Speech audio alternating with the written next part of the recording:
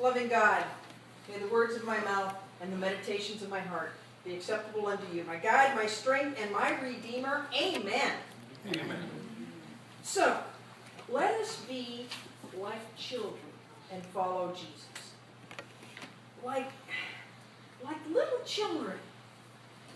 You know, one of the biggest insults for most adults is to be called a child. Right?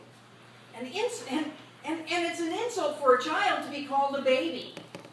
Those young women would have been real upset if I said, oh, babies. And yet, Jesus calls us to be like little children. You know, children view the world with wonder. They're surprised at the blooming of a dandelion. Some of you were just out there with your hose really quick. And children dance in the rain while we're searching for our umbrellas. And children watch the animals dance where we just see them walking around. Children love first and eat second.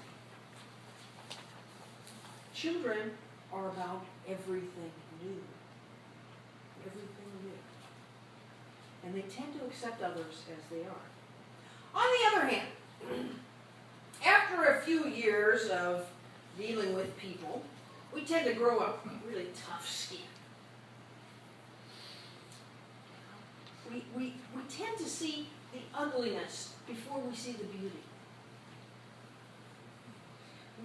We sometimes don't even see the beauty at all. And maybe we become jaded. Maybe we feel stuck. We don't have that openness, that ability to see the world with wonder that we had when we were young. And sometimes we stop looking forward to life. We stop looking for what we want to be when we grow up. We stop looking for that. Rather, we decide that we are grown up. And that we are where we are supposed to be. And we decide that we are what we are supposed to be. We decide that there is no changing our path in life. There's no changing. And you know what? Maybe it's not that we actually decide that. We just sort of fall into life and we slog along. You know, maybe there's a different way for many of us, if not all of us. Maybe we need to look at life with a fresh lens. With the new glasses, not the old glasses. Yeah. Maybe we need to be like the little children that Jesus was alluding to. We need to look at ourselves. We need to look at our lives. We need to decide if we are happy with the way our lives are going. And we need to figure out what needs to be done to change the direction in our lives.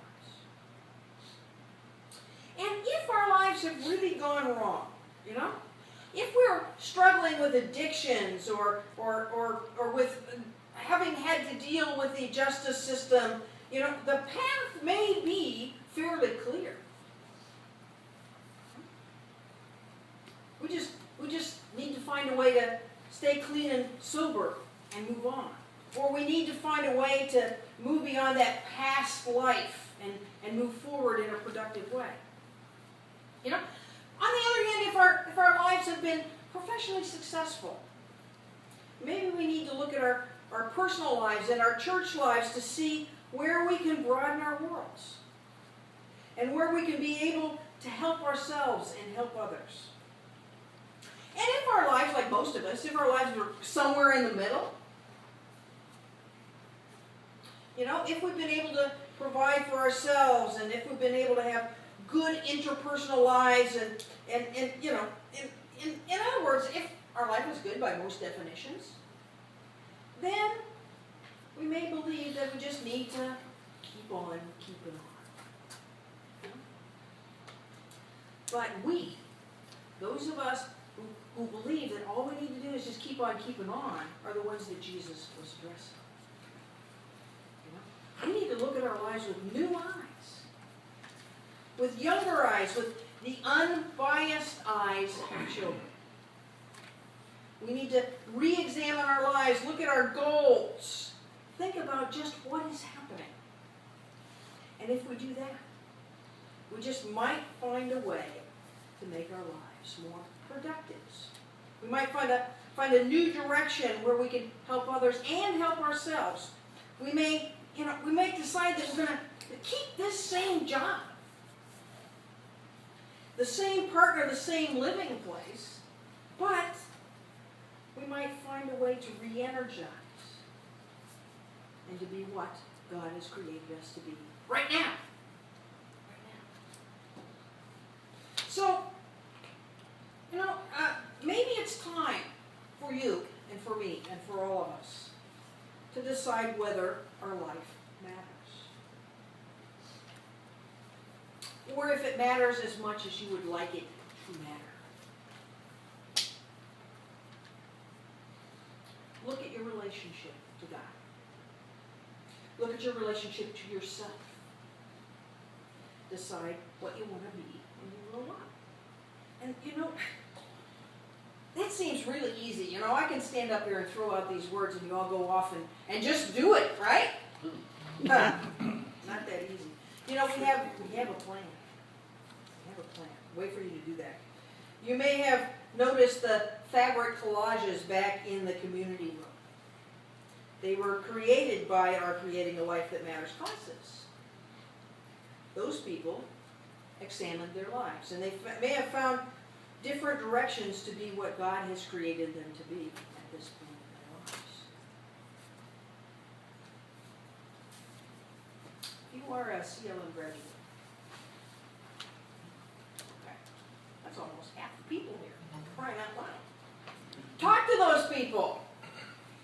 Talk to them. Find out if this is for you. It may be. Find a new direction. Find our class. Find another interesting class. Or volunteer with Helping Hands. Or join a softball team. If you're a woman. If you're a guy, do whatever guys do. Figure out how to be a better person. Because we are all called to be who God created us to be. And that changes throughout life. Maybe it's time for you to move